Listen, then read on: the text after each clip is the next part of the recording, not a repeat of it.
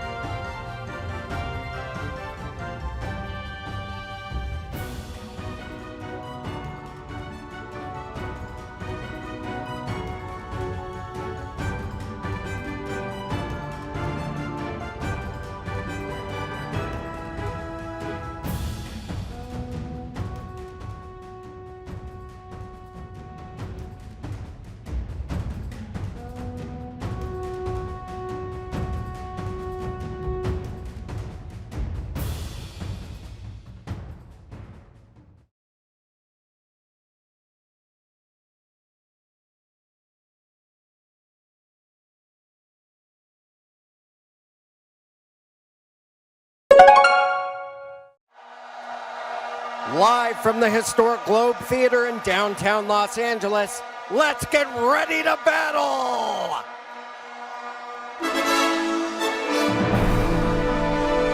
This is the Crown Duel!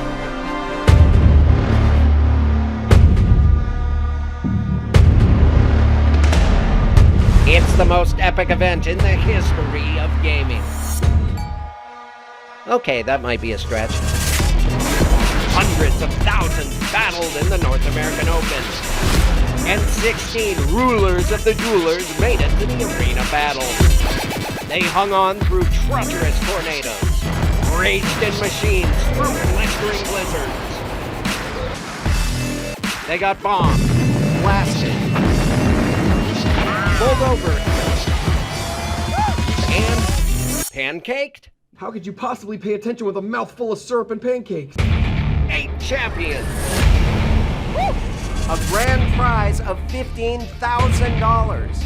Only one will be crowned the winner.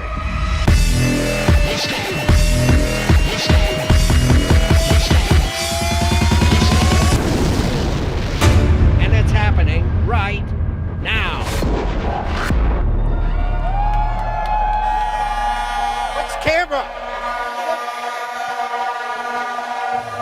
Please welcome your hosts, Rob Corddry and Al Madrigal.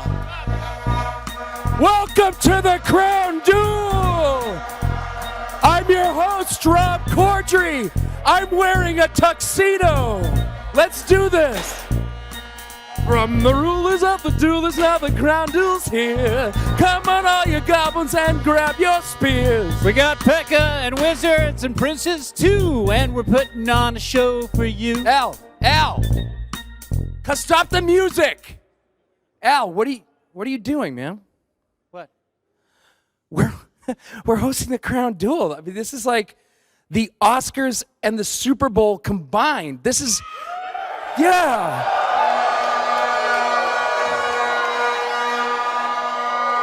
This is Clash Royale's biggest night of the year. What are you wearing? Well, first of all, it's like 12:05 in the afternoon, so it's not nighttime at all. And I don't know, I'm just wearing some sweats, right? It's super comfortable. You're not supposed to be comfortable. You're not supposed to be comfortable. You're supposed to be a showman. I don't know, Rob, look around. Everyone's just kind of hanging out. You're wildly overdressed. Okay, well, I didn't realize that everybody was going to be dressed like this. But if you want to look at it one way, you could say that I'm the professional and you look like my little sidekick. It actually, Rob, it looks like you're trying too hard. Actually, no, that hits home. That hits home because I am trying very hard. I really am trying hard. So, well, you know what? Hey, luckily, it's not too late to fix this.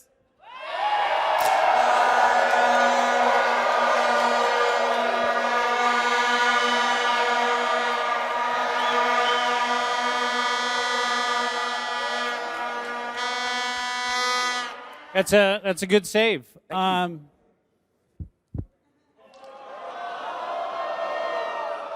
Duped! Hey everyone, I am your host, Al Madrigal. That's my little sidekick, Rob Corddry. Let's get this show on the road!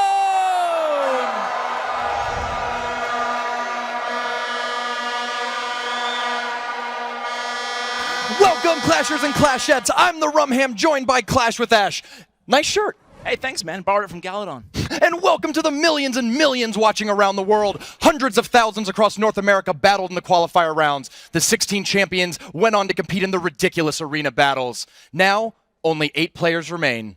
And these players have come from a long, long journey to get where they are today, through the coronations, through the arena duels, and now here, it all culminates on this stage today. Who do you got? Any favorites, Rumham? Well, I don't want to use the F word, but if I'm going to pick a favorite, it would probably be Clyde. No player has been more more acclaimed, more wins under his belt than Clyde. But you know what? My heart says Darth JarJar. Ooh, I love JarJar. I love him, but I'm going to put my money on Marcel P. I think that he has the best profile here on paper. He looks like the best player to me, but underdog might be Odyssey. I put my eyes on Odyssey, too. This event is a culmination of a $100,000 tournament series, but today's big question, who's going to take home the $15,000 grand prize? You can feel the excitement in the room.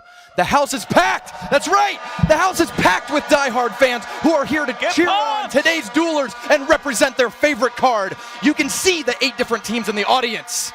Team Ice Wizard, Team Bowler, Team Tornado, and then we've got Team Rage, Team Bomb Tower, Team Mini P.E.K.K.A, and of course, Musketeer and Prince. This is not your mom's Clash Royale tournament. We're doing things a little different today. When you clash at home, you only get one chance to beat your opponent, so that's how we're kicking things off. We start things off with the best of 1, single elimination matches. That means you lose, you're out, you win, you advance. The semifinals and finals will be best of 3. Now, before the show, our 8 duelers found out who they were going up against in the first round and submitted their decks. Here are our first 2 duelers. I'm Marcel. I grew up in the Philippines, and my Clash name is Marcel P. I used to play competitive golf, and Clash Royale has triggered my competitive spark. Let's go! It's as if his helmet has some sort of a ball magnet. Yes! I'm representing Team Musketeer. I'm ready to fire off some shots at my opponents. There are 3 people from my clan in the top 8. Sorry to say, Topnotch and Darth JarJar. Team Musketeers taking the crown.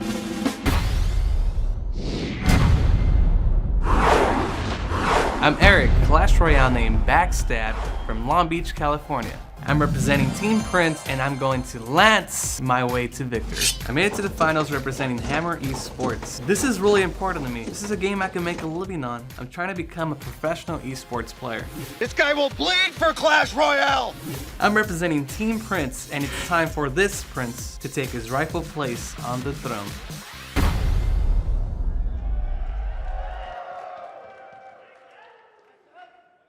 Are you guys ready? Woo! Let's do this. Amazing. Why? Hey, Rob. Oh, This is going to be a good first match from him. Two of the really, really big players who made a name for themselves coming into this very first match. I'm excited for it. My guy, too, Marcel P. Yeah, this is two of the favorites. I could see this match ending up in the finals. It's kind of unfortunate they're playing in the quarters, to be honest. It really is. You know, Backstab comes from Hammers Esports, one of my favorite clans in the game. They have a lot of big name personalities, big name streamers, including Backstab himself. Also, a shout out to my buddy Surgical Goblin. Actually, there's a lot of these guys. Full Frontage, also Brazzy, a lot of good guys. It's going to be really exciting. Representing Reddit Alpha is Marcel P. Representing Hammers Esports is Backstab. Let's go down to Rob and Al. Are you guys ready?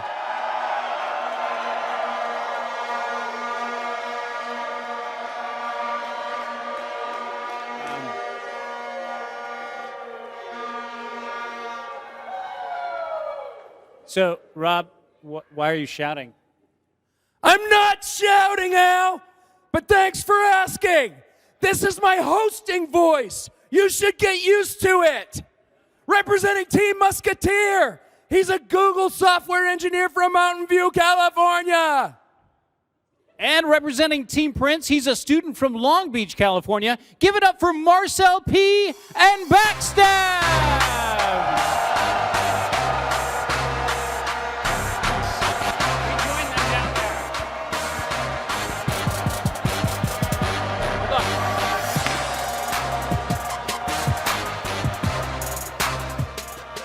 So, Marcel P. That's interesting because when I was a kid, my nickname was Rob P. himself in gym class because I was a nervous kid. I was a really nervous kid, and I had mommy issues too, but mostly it was nerves. Are you nervous right now? A little bit. I'm busy trying to get a read on my opponent, though. See what card he's playing. Maybe see what his face is showing here. He feels some rage right now, so maybe the rage card. Yeah. We'll see. Wow. Not for nothing, but I peed myself a little bit when you did that. Okay. And Backstab, what do you want to say to your fans, to all the people that you have stabbed in the back? Thank you guys for coming. I love you guys. Now remember, whoever wins this duel goes to the semifinals. Are you ready? Yes. Set! Battle! We're getting right into the game.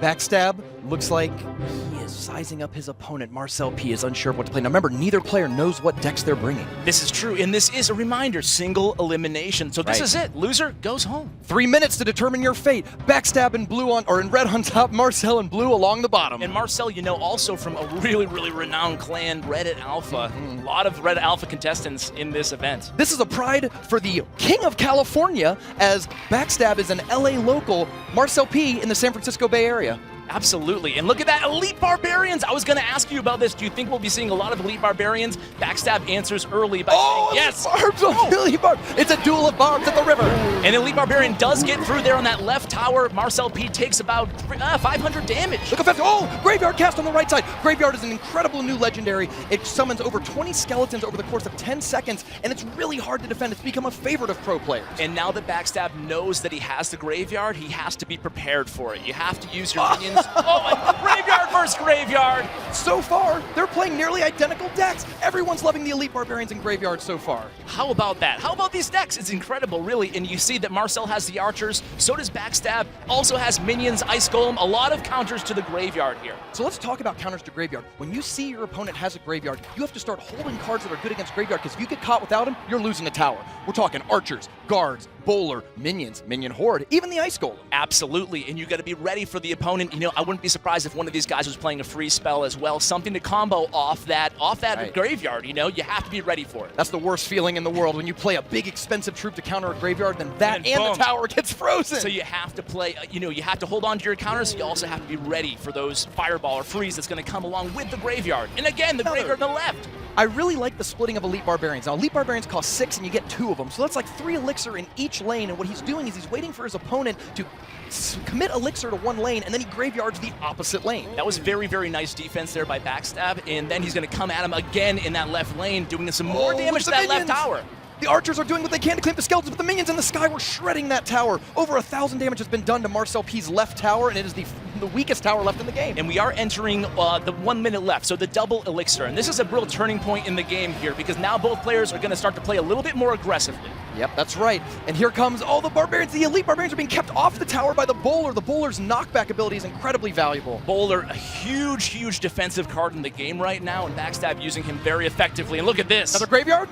Oh, it is! Oh, it's the graveyard elite barbarians. This is going to be trouble here, but hey, Marcel defending pretty well with those archers and his bowler of his own. Both of these players are showing expert defense. They're playing graveyard decks that are really good at fighting other graveyard decks. If you watch both players, they're making sure to place their archers, holding it and putting it behind the king tower. Look at this. Very sure they can defend these graveyards. They're trading the same push right now, but another very, very nice defense there by Backstab here.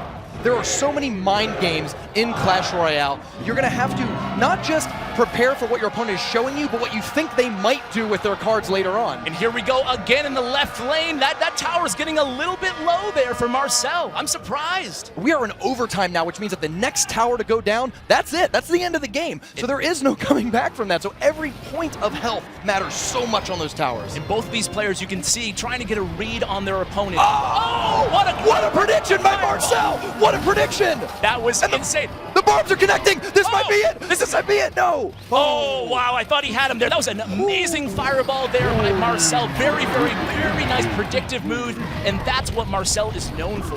Backstab's top right tower is the first tower to enter the triple digits. Only 3 fireballs can end this game, or it's like graveyard. Here comes another fireball in to hit the archers. Oh, that was another great fireball there. Elite Barbarians on defense against these skeletons. Oh, they're building up. They're building up quickly. Does he have another zap? Is it anything else? Another thing's coming down. 50. No, he's zapped. Backstab wins. Backstab wins. I can't believe this. I'm speechless. Marcel goes down. That's a huge upset. That is Hammers Esports. He runs into the crowd. We are starting up. This is incredible. I can't believe this. Wow. Oh my God. Let's check in with Kelly to get reactions from our players. Boom. Mine. Thank you so much, Rumham. I am here with Backstab. What was the strategy going into this game, knowing you were going to face Marcel P? I knew he was going to run graveyard, so I run 2 counters, run at archers and minions, and pretty much well played at him, but we're happy we're moving on to the semifinals. All right, man. Yeah, congratulations. Good luck into the semifinals, everyone. But for every winner, there is a loser. Marcel P, you did a great job getting all the way here. Everyone, make some noise. Let's head back to the casters now to see what they thought of game 1. Oh my! I'm still shaking my head. I know. My hands. I couldn't imagine a better match to start off with. Graveyard is such an exciting card to watch, and to have 2 graveyard decks dueling. Both players playing so many predictive moves with the fireball. We saw 2 great predictive fireballs there. I thought Marcel had him there with those elite barbarians, but no. Backstab able to really, he said he's going to play this one for his fans. He's a streamer. He loves his fans. Great guy. I'm worried. I think that I might have jinxed Marcel. I'm kind of worried. I love Marcel. I can't believe that he just lost that match. Your support is a kiss of death, Clash with Ash. No, but it's such a tough game. I mean, here's what you have to do. When you see Graveyard come down, it costs 5 elixir. It's a very high risk, high reward card. You could easily mistake it, but both of them kept their archers. The archers are really quick. Each one, boom, boom, boom, shooting off a skeleton one at a time. They're able to clean it up. And both of these players had their defensive counters ready, and that was really the name of the game. Well, that was the first match. Backstab advances to the semifinals. Let's meet our next 2 duelers. I'm Jackson. I'm 24 years old from Pensacola, New Jersey, and my clash name is Clyde. When you come from a big family, you've got to find some way to stand out. I'm the second youngest of 12 kids. So Clyde chose clashing. My arena battle was crazy. Oh! Oh! And that's a strike. On my best day, I don't think anybody can beat me. This one goes out to all my friends and family, especially my 11 brothers and sisters. I'm taking this home for you guys. I'm representing Team Bowler in this competition, and I'm not going to spare any opponents. Brian RT. This tennis star turned clasher from Las Vegas may be the underdog, but don't bet against him. I think people underestimate me because this is my first time on this type of scene, and that's definitely a mistake. He's known as a counterpuncher, but will he gamble with a new strategy today? Bomb Tower Arena Battle was a really tough experience, but I was able to win, so that was awesome. Brian RT is victorious. I represent Team Bomb Tower, and just like a bomb, I'm gonna blow everyone away. Yeah, representing Team Bowler. He's a recent college grad with 11 brothers and sisters. Probably. It's hard to keep track of that many. And representing Team Bomb Tower, he's an investment analyst from Vegas. It's Clyde and Brian RT.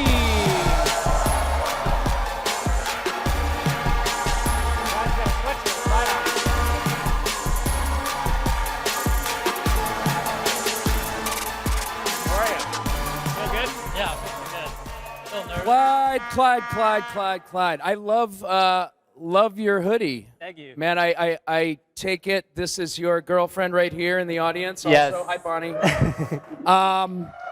So you guys are one of those couples that coordinates outfits.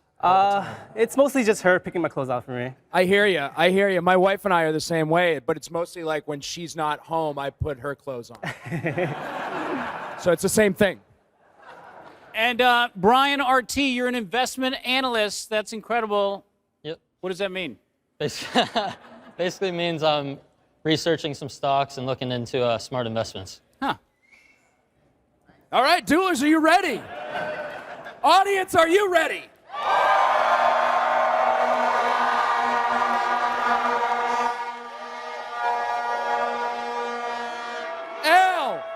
Al, are you ready? Are you ready?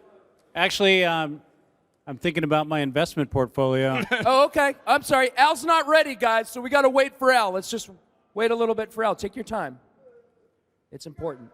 I mean, Chipotle stock is down quite a bit. Yeah. Don't make a snap decision about any of it. Take your time. All right, I'm ready. Okay, good. Now remember this. Best of one single elimination. Ready? Set. Battle!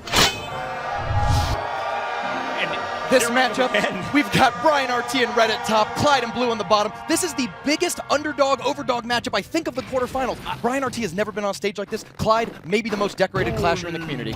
Speaking of stocks, who are you buying stock in on this match from? Ooh, after that last game, I'm buying Elite Barbs. Bye. And you know what? Brian RT's favorite card is Elite Barbarians. Just talking to him downstairs, and I think he might be playing them here. I wouldn't be surprised if both players are playing the newly buffed Elite Barbarians. It would be a good time to play them because the bowler, their archenemy, is in the right lane, so expect Elite Barbarians maybe in the left. We'll have to. Oh, the Hog Rider coming. Oh, there they are. Elite Barbarians on cue to stop that Hog Rider. Now he might get. Oh, I was gonna say he might get one hit, but no. They do a good timing on the Elite Barbarians. And they're fast. They meet again at the river. But the red tower is gonna really help out Brian RT here. If you're new to Clash Royale, think of the tower as free elixir. It's gonna shoot down your enemy's attackers without costing you really anything. And it was a good elixir pump play right there by Clyde because he knew that Brian was a little bit low on elixir. So now, but hey, trying to capitalize on that elixir pump play is Brian with that Hog Rider there. It's a great punish is what it's called. When an opponent spends a lot of elixir on something kind of defenseless, you go ahead and attack with all you've got, and it's called a punish, and it can do a ton of damage. You see the same thing on tank plays. They play a big high elixir card behind their King Tower. You punish them, usually opposite lane with a Hog Rider. That's what I would expect to see. When you see cards like Bowler or Elite Barbarians very expensive, look for an aggressive attack on the other side. Absolutely. Both players right now kind of feeling each other out, trying to get the rotation down, trying to figure out where their win condition card is, like the Hog Rider, in their cycle, so they can defend. Second elixir pump. Yeah. Ooh, 2 elixir collectors is dangerous territory to be in for his opponent. Huge advantage right now for Clyde, especially this early on with the 2 elixir pumps. Each elixir collector represents 2 free bonus extra elixir that he gets, and having 2 of them out, that's a big elixir advantage for his opponent. And you've got a bowler, minions coming in. Is a miner going to come in to help him? There it is. And just like you were saying, he's punishing right now. He played the Hog Rider, and it just wasn't enough there. With the 2 elixir pumps, it helps out. Oh, and the minion, the extra 2 minions that survive from that 3-cost swarm were able to get in there and kill that Mega Minion, preventing the counterattack from being nearly as deadly. Oh, this is crazy. 2 Elite Barbs and a Hog Rider. And this is Bowler, though, doing a very good job defensively for Clyde right now. I mean, the Hog Rider's going to get 1 or 2 hits in, but it could have been worse with the Elite Barbarians, the Ice Golem, and the Hog Rider all coming in the lane. And Clyde gets another Elixir Collector. Wow. He's able to maintain that Elixir Collector advantage, even though he's taking equal amounts of damage. Now as we get close to the end of the game, he's going to have the extra Elixir to make some big push that can win him the game. Maybe. We're in double Elixir time because we're in the last minute, and there's 2 Elixir pumps, so Clyde literally can just put his foot on the throttle, so to speak, and really put the pressure here on Brian RT. Absolutely. And look how fast Brian RT is cycling. He had a Mega Minion at the bridge, and then another Mega Minion on his tower. It takes 4 cards to get back to any card in your deck, so he was playing tons of cards to get back to it. Look at this. This is a big push here for push Clyde. right here. And this is it. This is Clyde making that Elixir advantage the entire time, and making tons of positive Elixir trades, shout out Yarn, and then just capitalizing on it right there. Oh, but look at this. It wasn't crazy successful. He didn't do a lot of damage. And look at this counterattack coming in. Wow. This guy Ice Gold, the Bowler comes down, it might be too late. Oh, wow. This tower's going to go to under 300 health. Brian RT doing a very nice job despite the Elixir deficit, defending and then counter pushing behind those Elite Barbarians. Yeah. Is this a day for upsets? Brian RT is only 255 health. That's quite a few zaps, but not very many Hog hits from winning this game. Absolutely, and here he comes with a Hog again, but this time he's going to run into trouble. 2 Bowlers and Minions not even going to get past the bridge, barely. Not at all. But and that little Minion, it doesn't do enough to kill the Mega Minion. Only 151 damage right now. Oh, he's getting more swings, and look at the Miner go. He's got it under, almost. Oh, this is going to come down to it. Oh no, if he gets 1 more hit on his tower. Oh, there it is. Brian RT takes it. Another upset. Another upset. The Log plus Zap combination. You just jinxed Clyde. I did. I jinxed Marcel and you jinxed Clyde. No. This is unbelievable. That's the biggest upset in the quarterfinal round. Let's go down to Kelly to check in with our players. Brian, congratulations. What was the moment that you knew you had it? When did the victory shift in your favor? When I saw his tower was at 151. Well, what was the plan going up against Clyde? I knew he was pretty clever with his decks, and this meta just changed, so I was thinking he was probably going to come with some pretty smart decks, so I just kind of went with a quick cycle deck, which I'm pretty comfortable with. Congratulations, man. Good luck into the semifinals. But everyone, of course, we got to make some noise for Clyde for making it this far. Everyone, give it up. Good job, man. Now let's head back to the casters to see what they thought of game 2. I can't believe this from him. That was insane. That was okay. So here's the thing. It shouldn't be that surprising. It was a big upset, but Brian RT is not new to the tournament scene. He's a grinder. He's a grinder. As a member of Reddit Troopers, he's played in everything: Clan Royale League, Super Magical Cup, the Brenchong tournaments, everything you can imagine. He's like the everyday guy who just plays a lot, gets better at the game, and just sticks to the fundamentals. But Clyde, I mean, hats off to him. He is really, honestly, a pioneer in this game. Really known for pioneering a lot and creating a lot of the first Lava Hound decks, and then he kind of moved to the early beatdown Golem Graveyard decks. So Clyde, he was a great player of Giant Poison. So if you've ever played that deck, you can thank Clyde for that. He made it to the main stage too in the previous duel. But that's all gone away because Brian RT is advancing to the semifinals of the Crown Hats Duel. off, Brian, man. Hats off. Let's meet our next 2 players. I'm Evan, my clash name is Odyssey, and I'm a lumberjack from Toronto, Ontario. I'm representing Team Ice Wizard. Where's your jacket? You don't bring jackets to battle. Now this cold-blooded Canadian is going to ice the competition. Odyssey is the winner! I'm really motivated to win because I've got a wife, I've got a kid, so I'm winning this crown duel. I'm going to bring the money home to you guys.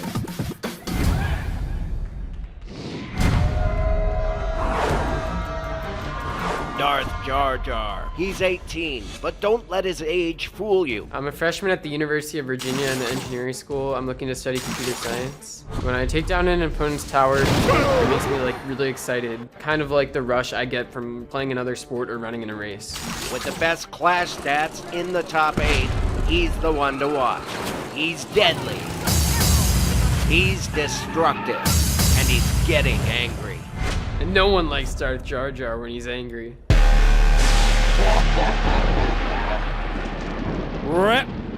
Representing Team Ice Wizard, a young dad from Toronto, our only Canadian in the top 8. And representing Team Rage, he's an 18-year-old genius from our nation's capital.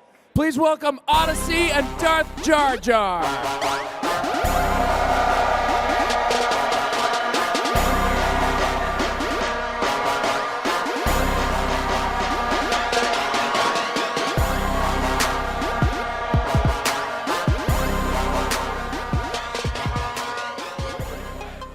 Now, Darth JarJar, you said you can solve a Rubik's Cube in under 15 seconds. Is that true? Yeah, something like that. About 15 seconds. About 15 seconds, but I'm not sure he can. So, ladies and gentlemen, give me a countdown clock.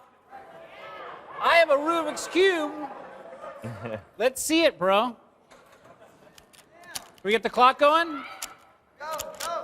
He's on it. Where's the clock? Oh, my God. Is he doing it? Oh, my gosh.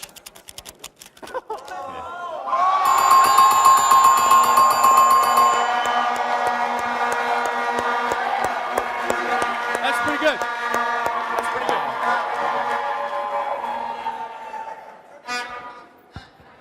Actually, I got another one. If anyone can do it in, say, a minute, we'll give them some cool swag, all right? Here you go. Grab that. It's not going to work out. All right, Rob, what do you got? Odyssey. Now, he may be good with a Rubik's Cube. I think he was cheating. But you're a lumberjack. You're an actual lumberjack. So let's show everybody what you can do with this bad boy right here.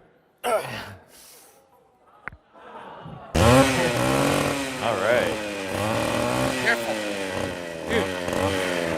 Where'd you get that thing? It was in my car. I had it.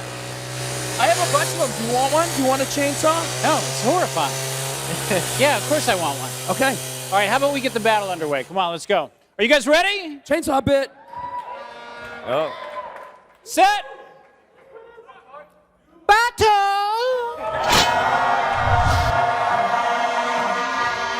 And we are jumping right into it. Darth JarJar, red at alphas, and red along the top. Odyssey and blue along the bottom. These two players have great stories. Darth JarJar is a Three Musketeers expert, one of the primary thought leaders of that card and archetype. Odyssey has been playing spawner decks since the beginning of Clash Royale, and he used to be a mainstay on the top 200 leaderboard. Yeah, both of these guys really have one particular skill, and it is being really grounded, defensive, and really keeping the fundamentals in mind. And I want people to pay attention to, through all these matches, that the first play is often the most important play of the entire match. You can't overplay your hand. It's better to be safe early on, and both these guys kind of did that early on there with the Archer's split.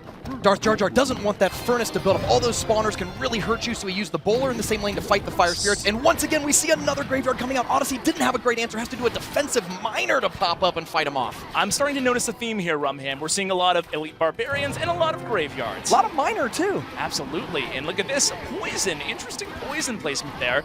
And then the miner Archer not going to get any damage really done. Is it? He's going to get there? Nah, not really. No. But the Archer gets a little pop shot. Hey, that's something you don't usually see, a miner being effective on offense. He's fighting off some elite barbarians. You know, the Lumberjack himself, Odyssey, is actually a really, really good player defensively. You know, like he said, talking to him earlier, he said he really likes to just, especially the first 2 minutes of the match, just keep things cool, calm, and collected, see what his opponent has. JarJar, I'm still waiting. Is he going to whip out the Three Musketeers? Doesn't look like it. I don't think so. This deck, but we might see it in the semifinals if he's lucky enough to advance. Yes. Here's the thing: sitting back and waiting against Darth JarJar may not work. He's considered by some of the top players to be the least mistake-oriented player in the game. He just does not fumble. That's true. He might not be the flashiest player in the game, but he is rock solid, especially on defense. But you can see he's taking some damage there. I don't want to jinx again, but he's taking some damage to that left tower.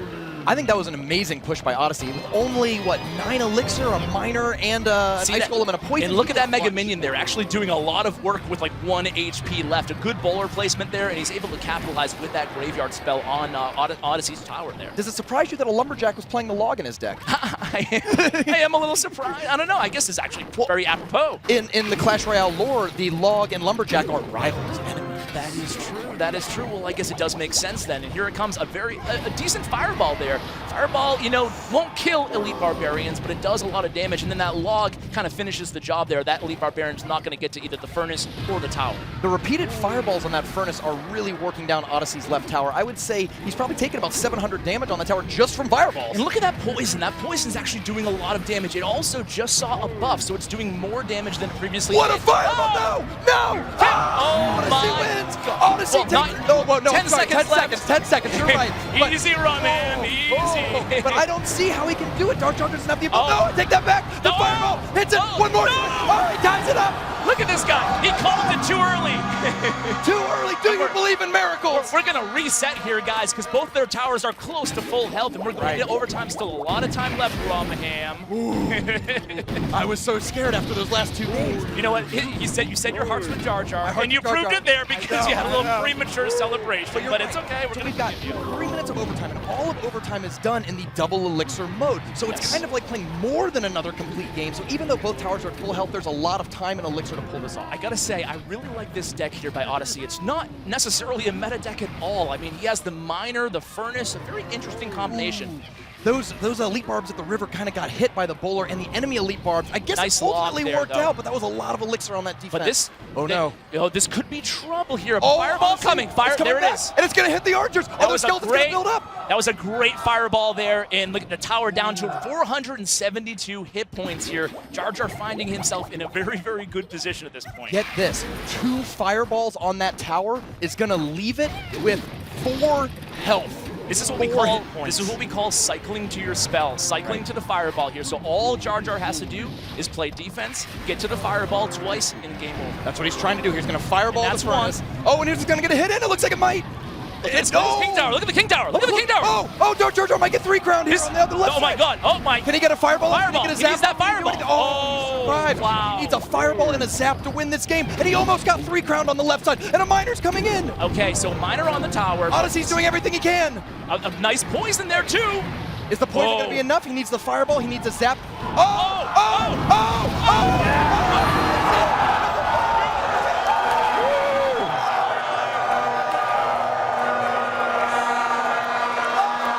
The crowd is going insane. That is unbelievable.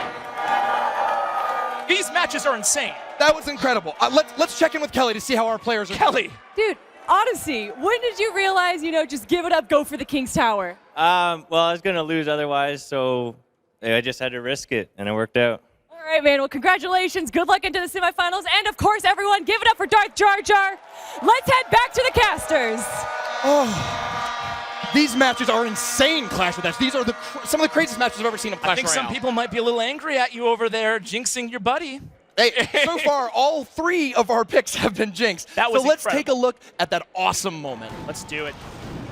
Look at this. So the Elite Barbarian set the stage for that fireball to end it there. And Darth JarJar had the fireball in hand. Here's the thing. He had to keep committing elixir on defense in order to not get 3 crown, and that prevented him from ever having the 6 in hand that he needed to fireball zap right away. Exactly. Those Elite Barbarians really crept up on that King Tower, and then it was just a matter of time. But if the fireball hit it, I just couldn't believe it. I could not believe these matches so far. And I'll tell you what, I've been at a lot of Clash Royale events, and this crowd is the most hyped I've ever seen. These matches. The crowd's hey guys, making it. Make some noise!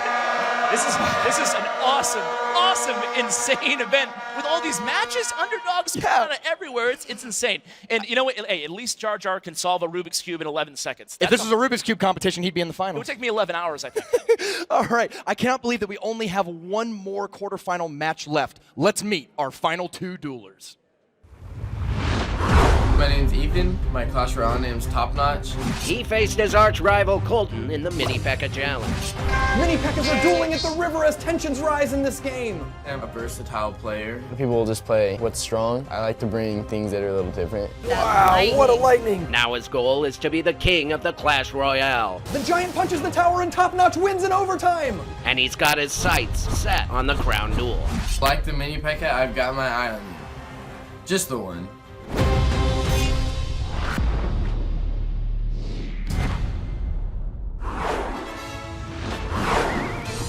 I'm Renzo, classmate Mango. I'm 18 and I'm from Santa Rosa. I competed in the Team Tornado Arena Battle. I have no idea what's happening. A rising star in the Clash scene and born in Peru, there's nothing sweet about this Mango. He chips away at his opponent's towers bit by bit. There it is! Mango wins! Mango shows no mercy. Just like a tornado, I'm about to leave a trail of destruction. Yeah! Roll it. Got to eat breakfast. Good.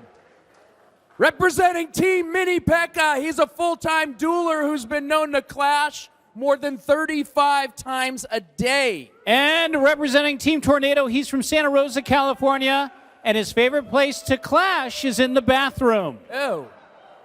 Don't shake his hand or borrow his phone. It's Topnotch and Mango!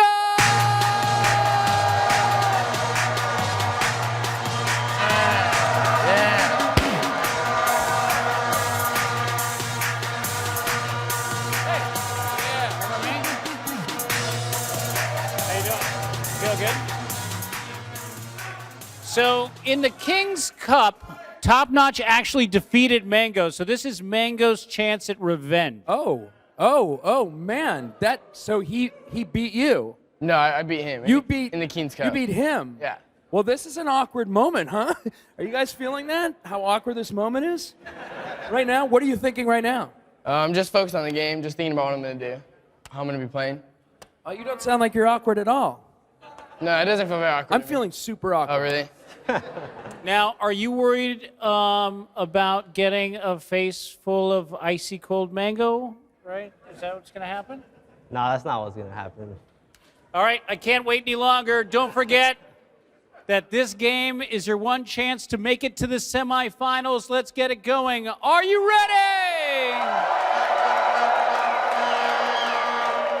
Set.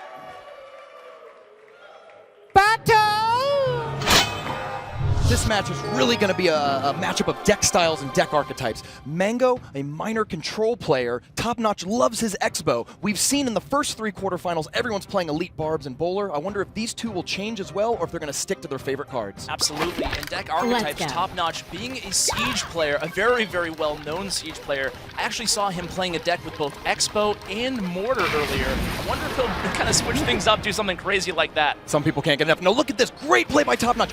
When the Fireball came out to hit the Princess, he immediately threw down the minion horde because he thought, well, my opponent probably can't Fireball it. And it seems like Topnotch is actually playing a bait deck, meaning that he's trying to bait out his opponent's arrows, zap, Fireball, but it looks like Mango's actually running a good counter deck because he has a lot of spells that can take down those cheap cards. So the goal of Topnotch's deck here is using these very powerful, expensive swarm cards. You're looking at Minion Horde, you're looking at Skeleton Army. There might even be things like Barbarians or Elite Barbarians in the deck. Yep. As soon as a Fireball or a Zap comes out from Mango, Topnotch is going to go for it. So keep an eye on that and look for those moments. And it looks like both these decks are kind of cycle decks in a way. They're kind of cheaper decks, and you're trying to out-cycle your opponent to a very strong card that's going to capitalize, do a lot of damage on that tower, ergo being the win condition for that player. Right. In Clash Royale, the card drawing is not random. Whenever you play a card, it goes to the bottom of your deck and you'll draw it again in 4 more cards. So cycling is the concept of how quickly can I get back to the same cards, the key cards in my deck. Absolutely, and a lot of good players, you know, even myself, who's not necessarily a good player, what you try to do is when the opponent plays one of those pivotal cards, you count. The Ice Golem is taking the Elite Barbarians for a walk. You play the Ice Golem in the other lane, it starts to walk down the left side. The Barb saw it and ran towards it, pulling him into the middle in the range of both towers. And here comes a Hog Rider backed up by an Ice Spirit. A nice little opposite lane push there from Mango, but a good defensive play there with a Barbarian Hut there for Topnotch. Topnotch has a very interesting deck with the Elite Barbarians and the Barbarian Hut. The Barbarian Hut goes down, and that's got to hurt Topnotch. That is a 7-cost building, one of the most expensive cards in the entire game, and it just went down like a chump. It was a negative Elixir trade there for Topnotch, but you can see their Elixir probably kind of around the same point right now in the match, so we're pretty much dead even. You know, a little bit more damage done to Topnotch's tower, but other than that, I think now the cards have been cycled. Each player knows what cards are in the other player's deck, and here comes that Hog Rider again, and there's the Barbarian Hut. Topnotch decided to move his Princess to the other side because it kept getting fireballed on the left side, so he moves it over there, and look at that. The Princess is really contributing to the defense here by shooting safely from the right lane. And Topnotch really has no other option to counter that Hog Rider other than playing either the Elite Barbarians or the Barbarian Hut. Wow, the Hog Rider makes it to the tower!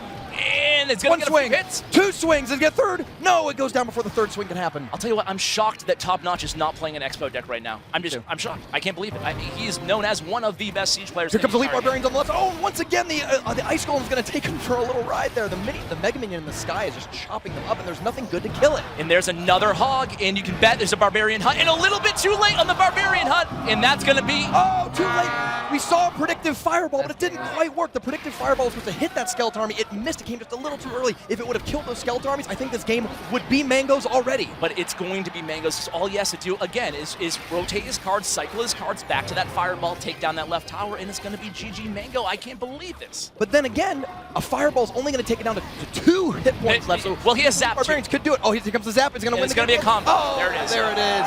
Mango takes the game. 1-2 punch. The pride of Peru takes the game in another upset. All 4 of our picks got eliminated. Mango and Topnotch now 1-1. Congratulations, Mango, on your game right there. What was really the card that was the star card of your deck? I mean, the Ice Golem Hog Rider push was doing pretty solid because he had a lot of bait cards like Skeleton Army or Minion Horde. All right, man. Well, good luck in the semifinals, everyone. And, of course, make it up, everyone, for Topnotch. But let's head back to our casters once more before we get into the semifinals.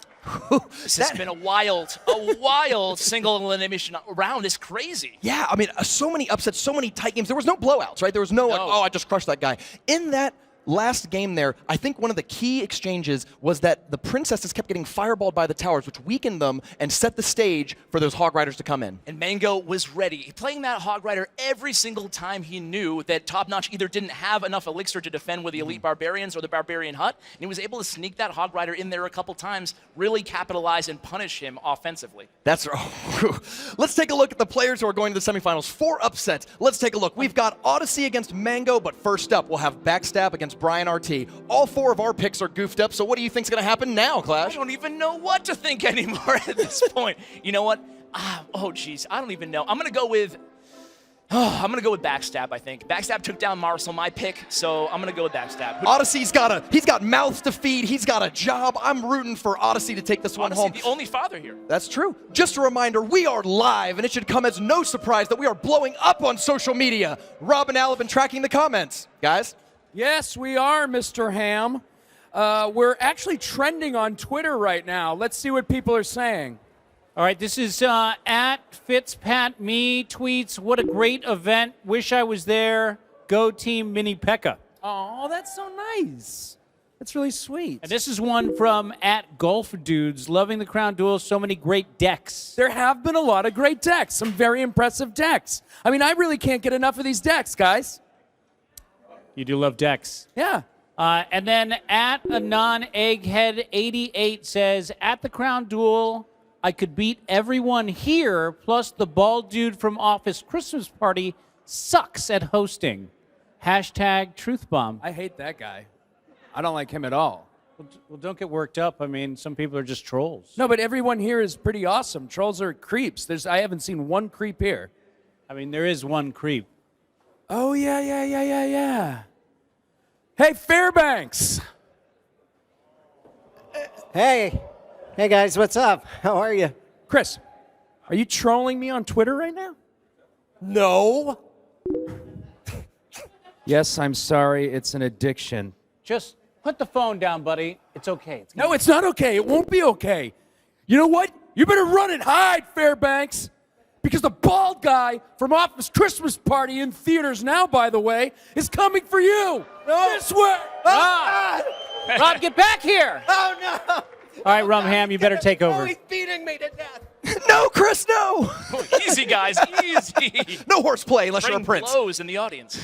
We've been having such an awesome time, but if you want to really laugh, you gotta watch this new original series from Supercell called Clash-O-Rama. I love it. It's so the animation style is so great. The jokes are great. Have you been watching it, Ash? I've been watching. I've caught every single episode. It's actually by the writers and the artists of The Simpsons. So these guys know what they're doing. Like, I actually saw the behind the scenes video was especially awesome, I thought. And have you seen a lot of them or? Oh, I love it. It's so funny. We actually have a trailer. If you haven't seen it, it's already been viewed over 25 million times. Take a look at the trailer. Ladies and gentlemen, all I want to know is, are you ready to clash? No tongue? Just warning you, I have no tongue.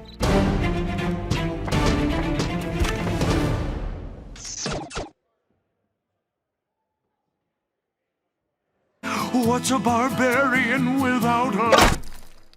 That's enough of that.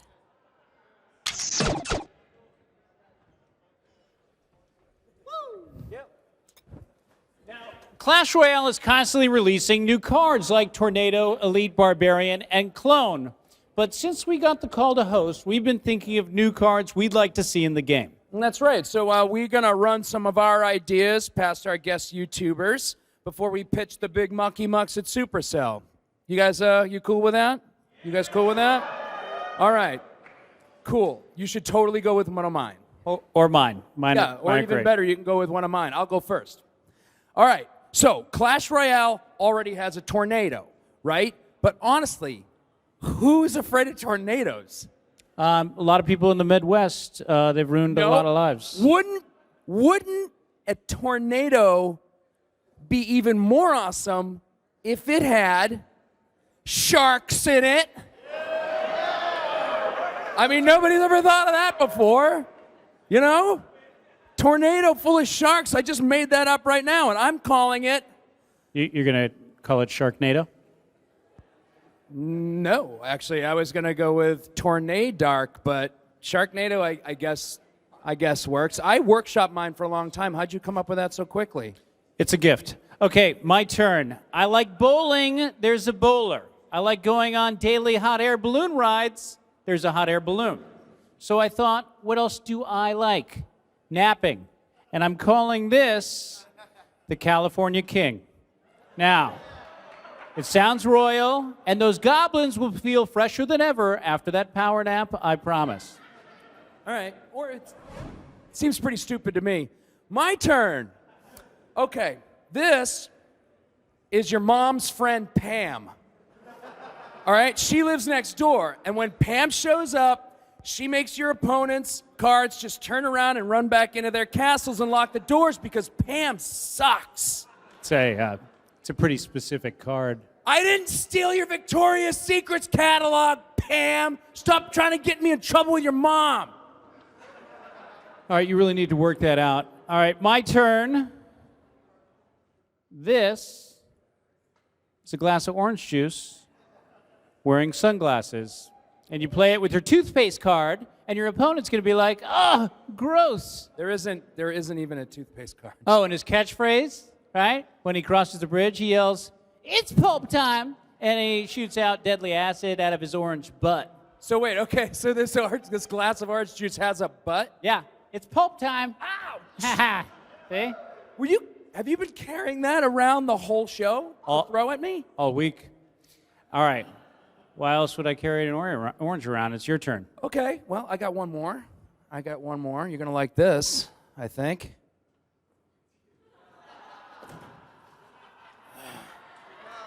Looks a little familiar. What are you going to call that one? You think so? Well, I would really love to be able to describe this, but we're not allowed to curse here. So, but I mean, come on, look at this guy right here. I mean, he's asking for it, right? This loser. Guess what his name is? I don't want to guess. Okay, fine. I'll tell you what it is.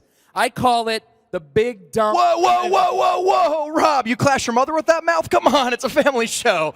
Oh, I think you guys had some great ideas there, but let's take a look at the newest card coming to Clash Royale on December 30th, the Electro Wizard.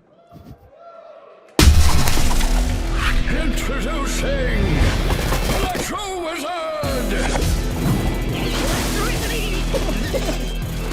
Hit her with a zap!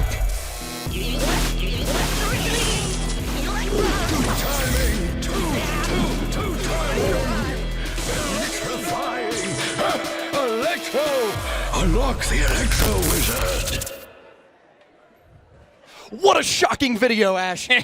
I'm so excited for the Electro Wizard. It combines my favorite things about Clash Royale and my favorite things about Star Wars. Yeah, honestly, for 4 Elixir, you're getting an automatic zap when he enters the arena, which is huge. Right. I think it could be the biggest game-changing legendary card since Graveyard. Certainly hand in hand, and really, 4 Elixir gets a zap, and then it fires the zap. It can, every attack stuns. Inferno Dragons, Sparkies, run for the hills. Poor Sparky, man. I mean, he's already down there. And, but we have more news. That's right. We have a very special announcement. I want everyone to listen in very closely. Yeah, guys, pay attention here. This is never before revealed information. The next special event challenge coming on December 23rd is the Electro Wizard Challenge.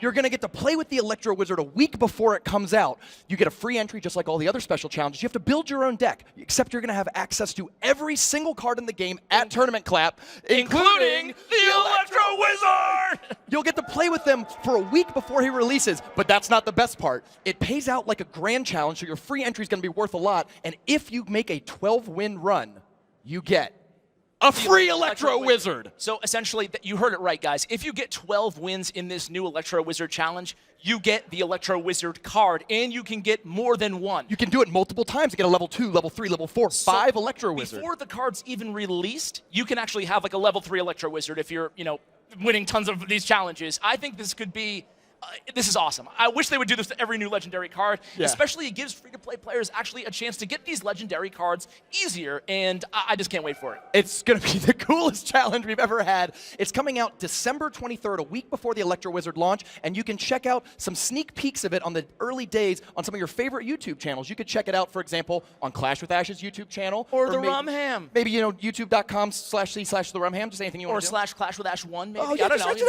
You could see it anywhere on the internet. Shameless self-promotion. Cut the tape, cut the tape. Right. Now, before we move on to the semifinals, the single elimination is over. This is now best of 3 games. Let's break down the first 2 players who are going to the semifinals. Let's take a look at these two. We've got Backstab and Brian RT. So everybody feels like an underdog at this point. I mean, they all have great stories, and we're trying to weave this narrative along, but it's actually, the story's writing itself here. They're all underdogs. Backstab from Hammers Esports again. Both of these guys, well, actually, Brian RT is from Vegas. Backstab's from LA right here, so they're both kind of, driving distance, and both of these players have, definitely play styles that kind of are synonymous with their names. So let's talk about the format. It is double deck format. This is a best out of 3 in order to make, you got to win in the semifinals, and win in the finals, you're going to have to win a best of 3 match. These players registered 2 decks that are not necessarily the same decks that they played in the quarterfinals, and they're going to have to win with both of them to advance. Yeah, so 4 cards have to be different in both of their decks, and they have to win with both decks. Pretty simple, right? Absolutely. And there are no draws allowed. If there is a draw, the player with the lowest health tower is going to lose. So that means if you and I are playing and I've got 2 towers at 1,500 health and you've got 1 tower at 200 health and the other's perfectly fine. I win, right? You lose, I lose. buddy. You lose because your 1 tower is the lowest health. It doesn't matter if both towers are low. The lowest tower, that's going to be the tiebreaker. So I know the rules. Ash knows the rules. You know the rules. Let's get it going. Robin, now over to you. It's the semifinals.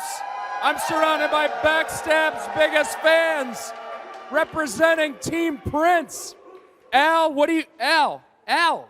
I'm over here, moron. What's your problem? What are you doing over there, dum-dum? We're supposed to be in the box stage left. The stage is a circle, dude. There is no left.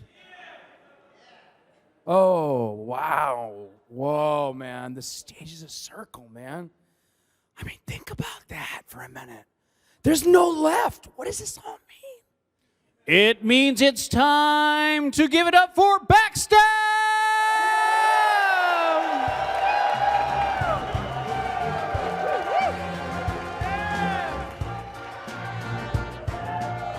And let's also give it up for his opponent, Brian RT!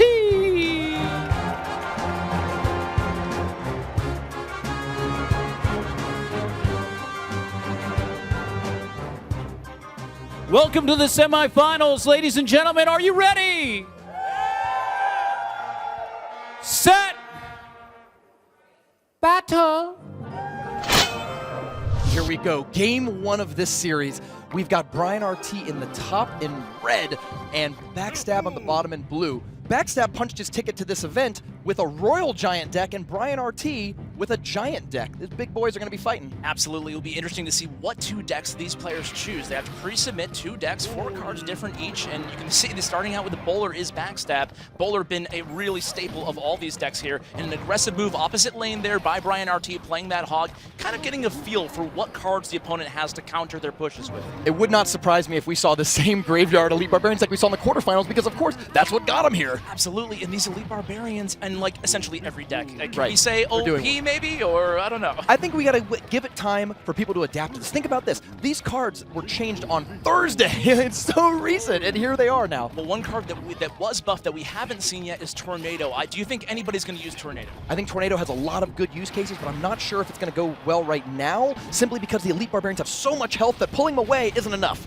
Oh, that Hog Rider's coming in close. That was a very aggressive play there by Brian RT, and look at how much Elixir Backstab has. Oh, almost a third swing, and you're right. This could be trouble over here in the right lane here for Brian RT. Backstab has a very significant Elixir advantage right now. Elixir advantage is when you play cheaper counters to your opponent's expensive cards, and you're able to gain more Elixir than them and then use that extra Elixir to punish them. We just saw that right there. Backstab was up by about 5 Elixir, and he got a free bowler that did almost 1,500 damage to his opponent's tower. A very lucrative push there in the right lane, certainly for Backstab, and then he splits the Elite Barbarians and back up the tower. Now, why do players split Elite Barbarians or Archers? Why are we seeing this? It's a good pass play. So think about this. You get to 10 Elixir, you're not exactly sure what you're going to do. You can split it and put a little bit of Elixir. Oh my God, look at it go! Oh, and that's down. Look at this Elite Barbarian from the Hog. We're going to trade towers. They traded towers. Brian RT is coming for this tower.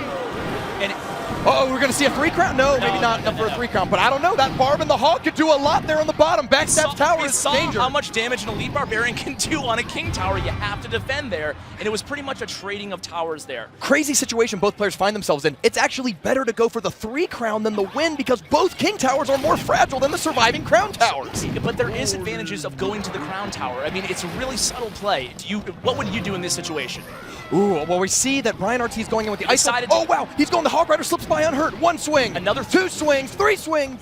Ooh. Those Elite Barbarians are so vicious. For that swing speed on defense is definitely noticeable. And they counterattack so quickly. Look at no! They're getting up to the tower. This is trouble. Elite Barbs on both sides fighting. Let's see if that... Oh, what a good fireball. Oh, that was a beautiful predictive fireball there, certainly by Backstab. Wow. You've got the Elite Barbarians and the Mega Minion just patrolling around trying to kill every skeleton they can find. It's like Evil Dead in there. Yeah. Meanwhile, that bowler in the left lane doing a decent job there for Backstab.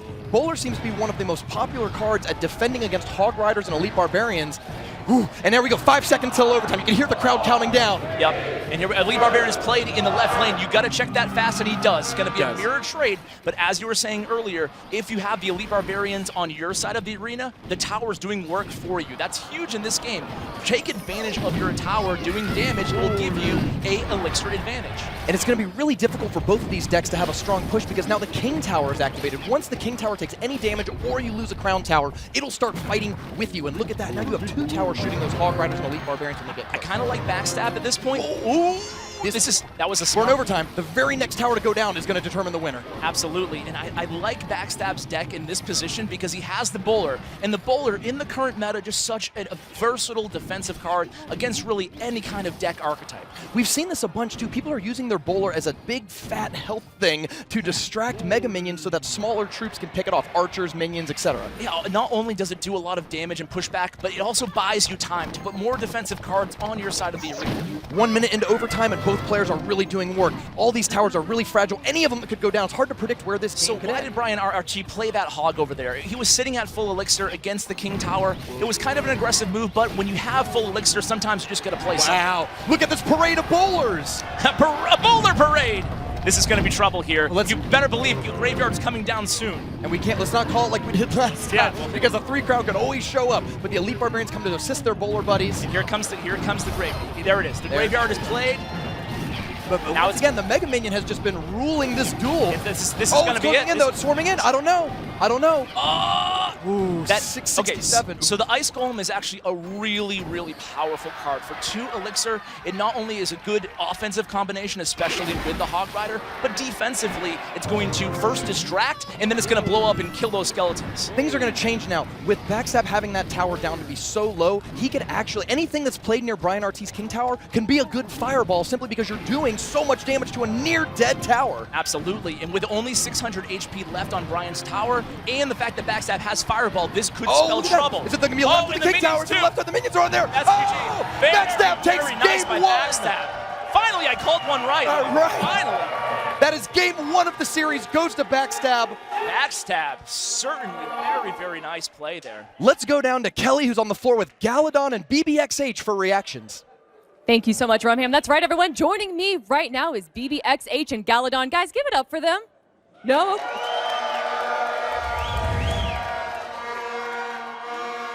So we've seen a lot of games so far. What has surprised you the most in these matches?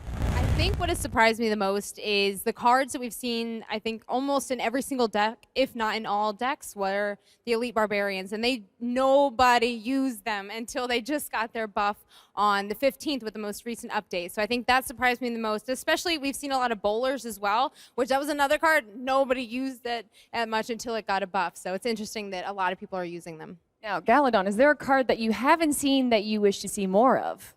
I haven't seen any goblins. Spear goblins, goblin barrel, goblin hut. They're just absent today. I would love to see some green guys on the field. Are there goblin fans in here? All right, maybe. Let's go back to Rumham and see what he thinks about goblins. Kelly, I love Goblin Hut. This guy's a huge Goblin fan. Everyone knows I love Goblin Hut. It's because my father was a troll. Well, I didn't know that. I'm sure you want to share that with millions of people watching. But, all right. All right. Moving on. Well, that was game one. Remember, they have to play to a best of 3. If Backstab wins this next game, he advances 2-0 and makes all of his friends and family here quite proud. And Backstab has a huge, huge gathering of supporters here, so certainly hearing it from the crowd. This crowd still remains electric right now.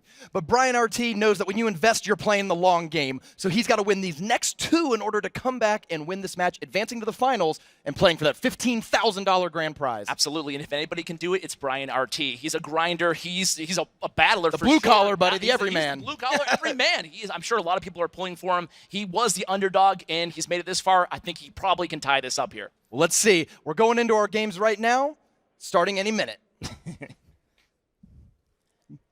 And here we go. So the request is out, and here we go. And here we go. We got Backstab and Blue on the bottom, Brian RT and Red again on top. We got Reddit Troopers against Hammers Esports. So I think Brian RT is probably going to, both players are probably going to include the Elite Barbarians again. They seem to be in every single deck. I would venture a guess that Brian RT here probably is going to be playing Graveyard instead. This looks different to me. Backstab, this isn't the same deck that I think he played in the quarterfinals. He might be mixing it up here, trying to play some mind games on his opponent. Well, we only have one card yet so far. There was no furnace. There was no furnace. This looks very different to Now remember, you have to win with both decks. So even though he won with the first one, he's got to switch it up to the second deck. And the Mega Minion connects with the tower. 1 swing, 2 swings.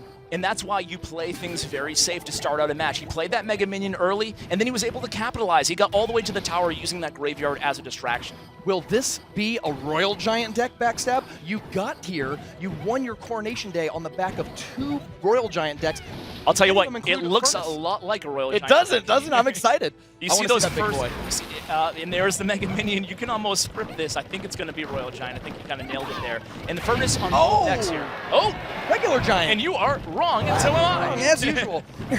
Now, a pretty big push is building up here for Brian RT. You've got 2 Elite Barbarians, an Ice Golem, and a Mega Minion. Think about that. That is 11 Elixir all at the bridge. That's really the beauty of the Elite Barbarians, right? They can take down a tank very, very fast like that, and then they're very aggressive on the counter push. That was a great fireball by Backstab, because, oh, look at this damage being done to the tower. The skeletons are building up. The Mega Minion gets there and swings. Boom. Swings again. That was a lot of damage, and it was all on the backs of those Elite Barbarians again. Taking down that Giant very, very quickly there, in every single Fire Spirit that gets to the tower.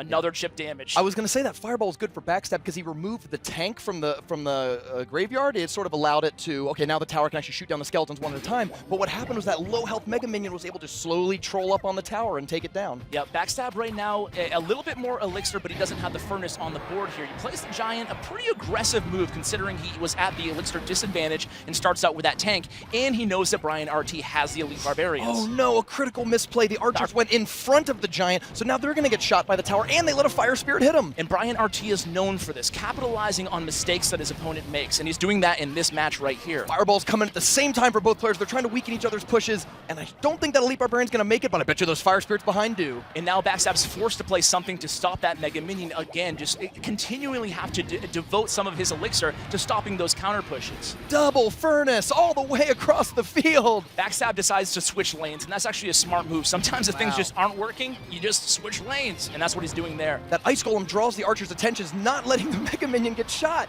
No, and the Elite Barbarian just so versatile. They're stopping the Graveyard now, along with the Archers. Archers really one of the best counters to Graveyard, and certainly you're going to make up Elixir in the exchange. Good game comes out of Backstab, a great sportsmanship play. I think he knows that he doesn't have this one in the bag. A fireball's going to come in from Brian RT, or a Zap. There it is. Takes the game at the very start of sudden And death. we are now tied. 1-1. Brian RT, I told you, he was a battler, he was a warrior, and he did it. Let's check in with Kelly on the floor with Clyde, the player Brian RT defeated in this single elimination match. Denny. Thank you so much, Rumham. Joining me right here, it is Bonnie and Clyde. Now, you know what? I actually want to talk to you. The support that you have for your boyfriend, like, what do you feel about him making it this far? I'm really proud of him. I think that he could do better, but he did really well so far.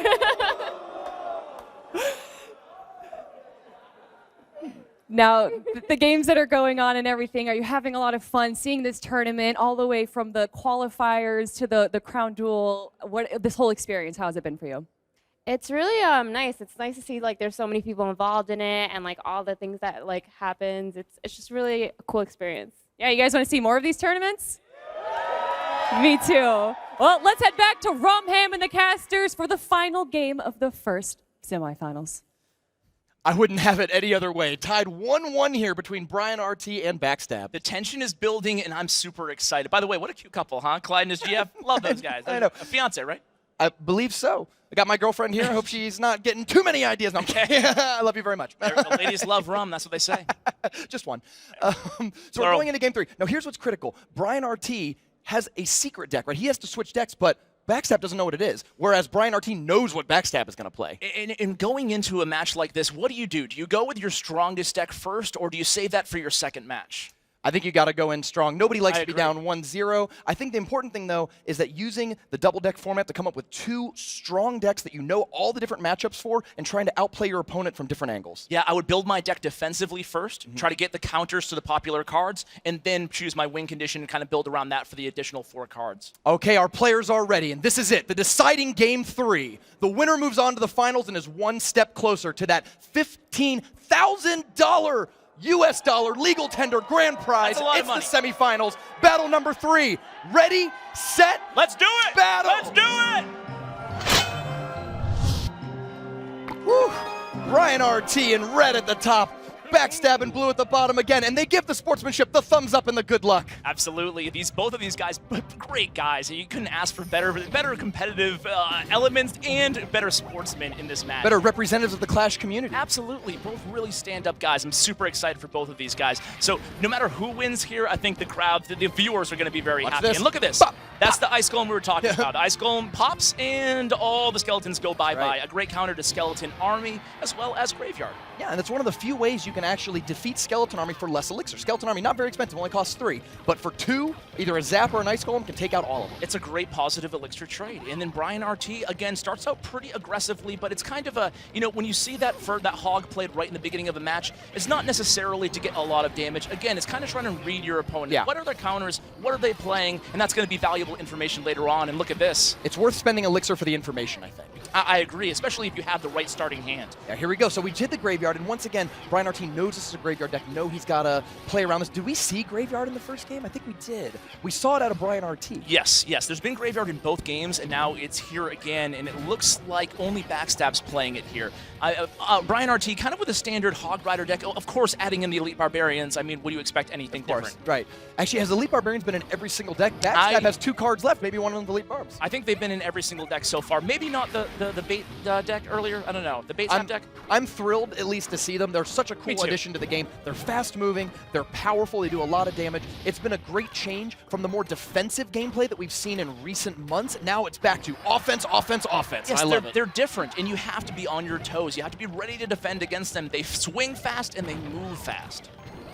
And here we go again, another giant push, and you better believe. Okay, so I'm not sure if he's going to go with the Graveyard. Great skeletons. Look at that play. He played the skeletons on the right to distract the Mega Minion, buying time for the Elite Barbarians to just shred that giant. And that was a really smart move there. I think a lot of less experienced players probably would have went with the Graveyard there, but Backstab, knowing he was at the elixir disadvantage at that point, instead went with the Fireball, played things safe. The Giant's still able to get a couple swings off that tower. Really impressive defense by Brian RT. He was able to minimize what could have been out of that push, which would have been way worse. A pretty nice Elite Barbarian split there, and he's able to combo the Hog Rider there, but again, very what a zap. zap. Very One nice swing. zap.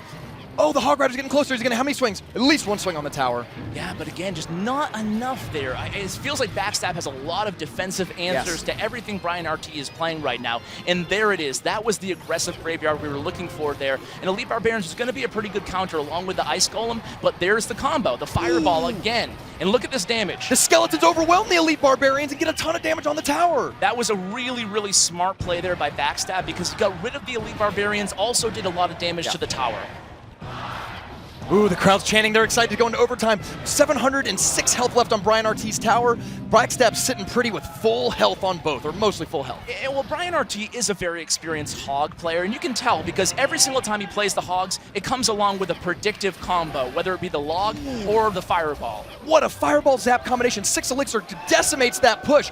Brian RT knew he was going to lose. He had to go for it. It's not going to be enough. That's the giant swing. That's he does it again. Backstab. Backstab moves on. He's pumped. He is pumped. Backstab takes it in the critical game 3. He wins 2-1 over RT and advances. Backstab is fired up. Oh, God. Let's go down to Kelly with reactions from Backstab. He is hyped up right now. Careful, Kelly. He is pumped. He's on fire. Thank you so much. Backstab, congrats. Look at the hype you got going up. Your own cheering crowd, my goodness. So, what was the difference between game 1 to make sure that you had game 3? What did you learn about your opponent in those first 2 games? Wow, I'm just speechless right now. This is insane. I'm in the finals, but oh man, he played amazingly. It's just that he couldn't get through the furnace with the skeleton army as well, and I just got the pressure. No, you're fine. Now, like you said, you're going into the finals. Who would you rather face in the finals? Between Mango and Odyssey, right? I would rather face Odyssey, but you saw what he did. He's crazy, so. This is going to be in great finals, whoever it is. All right, man. Well, congratulations on to the finals. And, of course, everyone, make it some noise. Dude, you did a good job. I hope you had fun. Now get out of here and let's head back to the casters. Wow. Ooh, I'm as speechless as Backstab now. All of these matches have come down to the wire. We saw the best of 3. You know, they get 1-1. And Brian RT, you got to hand it to him, man. He just did a great job in that second match. Really was actually very beast mode in that second match. It was a very convincing win. But then Backstab comes at and does what he does best. He adjusts, changes his game, and he pulls off another victory. And he's tight under pressure, too. I want to see that winning moment again. Can we have a replay of that? Oh, we do. And here's the winning moment. It actually just happened on the left side. The Fireball to the Elite Barbs and Mega Minion. The Fireball Zap combination defended his left lane, letting that right lane push just connect with the tower and knock it down. It was the defense that moved Backstab to the finals just as much as his offense. Absolutely, and anytime you can get a giant, a golem, to a tower, it spells trouble for the opponent. I mean, that giant with only 400 HP left, Giant's gonna take it down, and it was a very, very convincing final moment there for Backstab. Yeah, that was a crushing push. What a thrilling duel. Backstab is going to the finals. Who will he face? We'll find out soon enough. The Crown Duel is brought to you by Log Wax. Got a dirty log? Keep your log shiny and fresh. Wax on, wax off with Log Wax. You know, Rob, I'm really parched. You thirsty, bro? Well, don't say it like that, but yeah. You should try some rage. It's all the rage. What are you talking about? Rage spell, bro! I'm their new spokesperson. Take a look.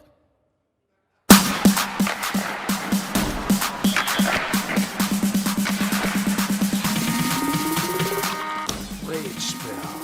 Let's get angry.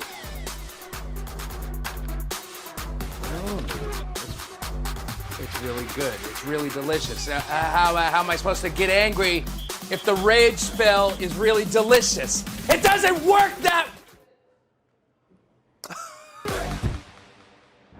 I see what just happened there. Oh, man, we're close to the finals. What could be more exciting? I know what could be more exciting. What, Al? This.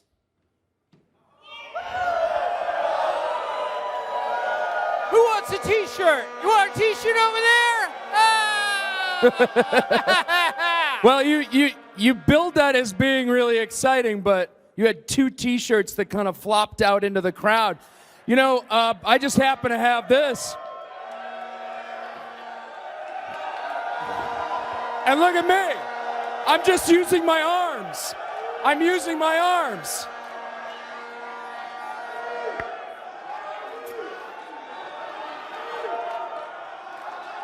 Do you want one of these? No.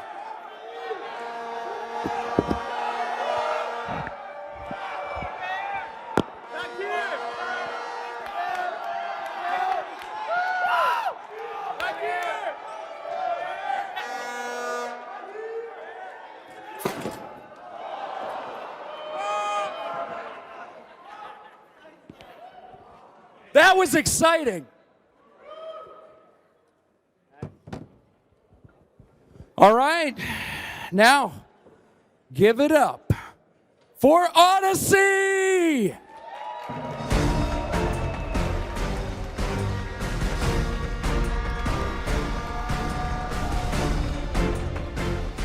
And give it up for his opponent, Mango.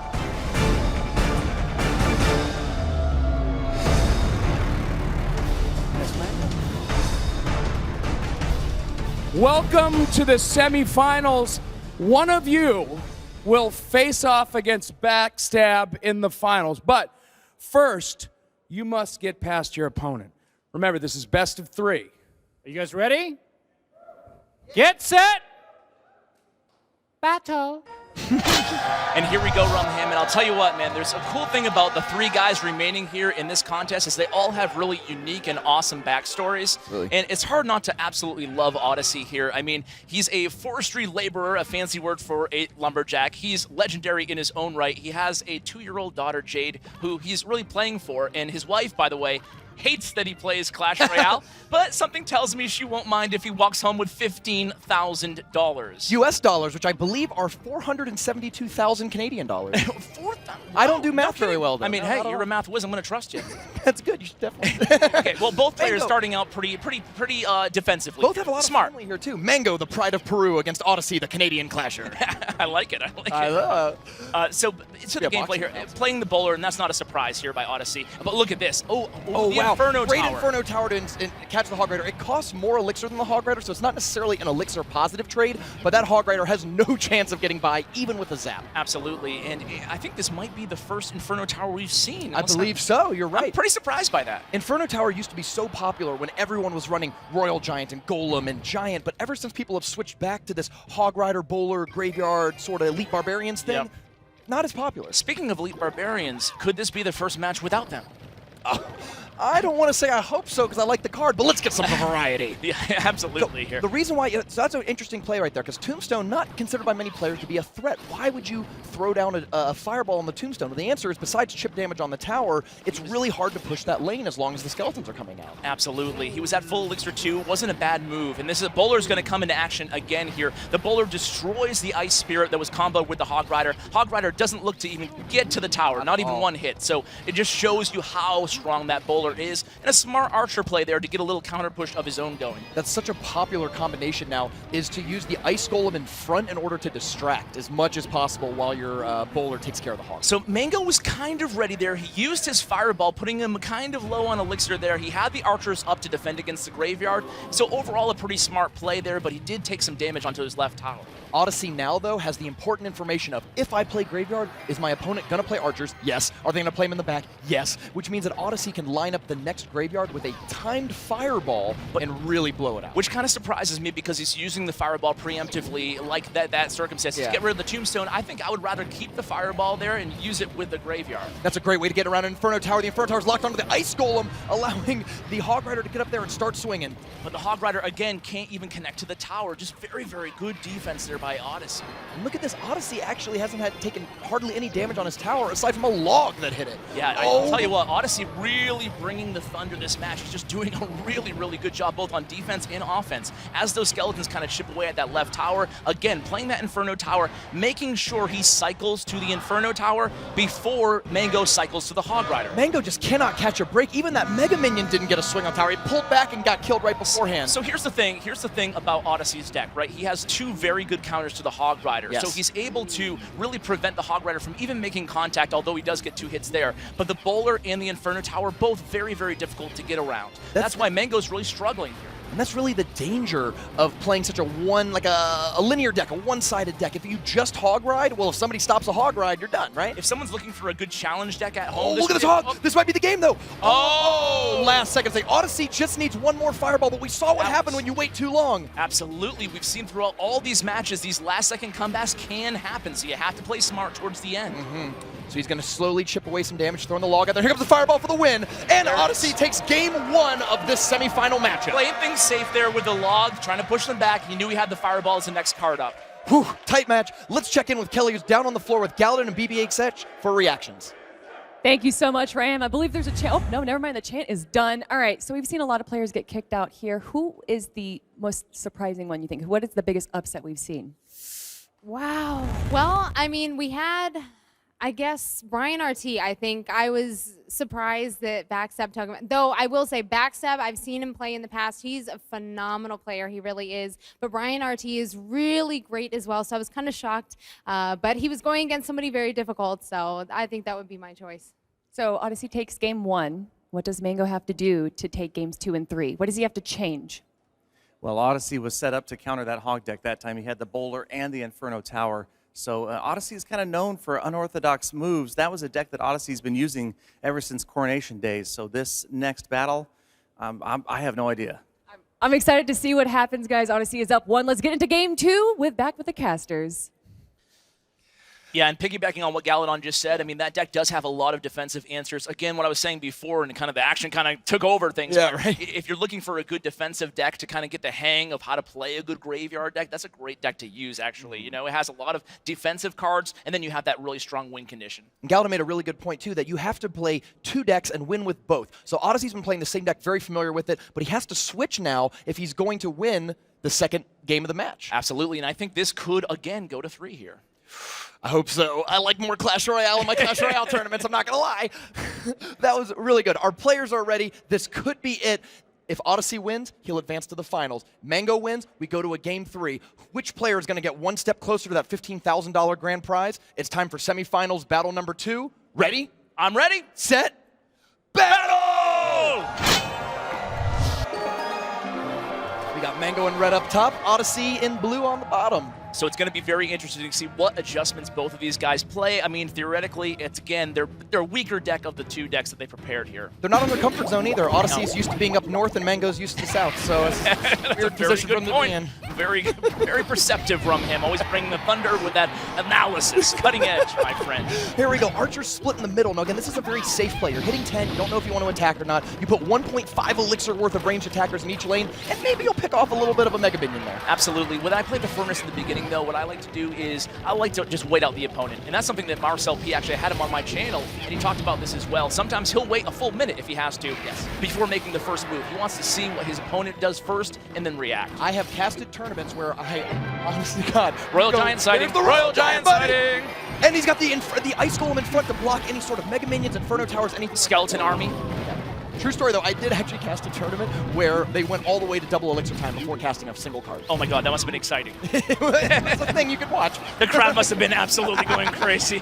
All right, the archers are really good at picking off those fire spirits. One of them does make the jump over and weaken them, but if those archers can start picking away at that furnace, it's going to be bad news. The furnace has had an interesting story throughout the Clash Royale meta, right? It was really popular when it came out, and then it kind of dwindled a little bit, didn't see much of it, and now recently, it's back at it again. Why is that? It was a huge benefit when we said earlier that everyone was playing, for example, Inferno Tower because of the Giants, Royal Giants. Furnace actually went out of popularity because of those cards, because when you put a big golem in the same lane as the Furnace, you don't really care. The golem can take those fire spirits all day.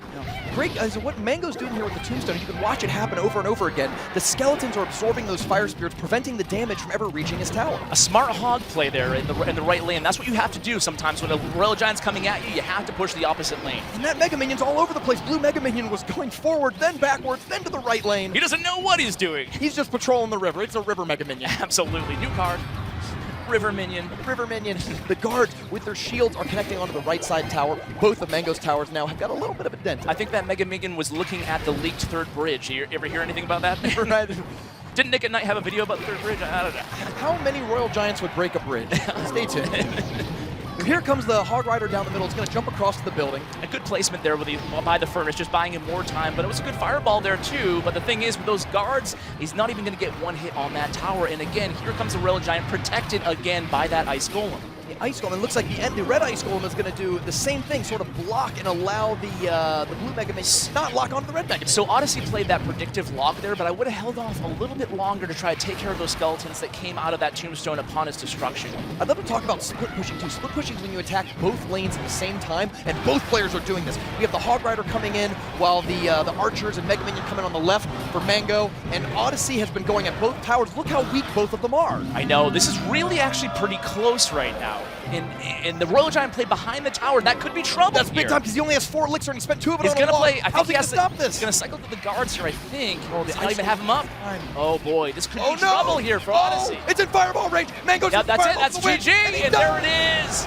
Mango, another 3. Oh, we are going to a game 3, and that was a pitch-perfect example of a punish. Odyssey spent 6 elixir behind his King Tower, and he got punished for it. Mango takes game number 2. Let's check in with Kelly, who's on the floor with Topnotch, the player Mango defeated earlier in the show.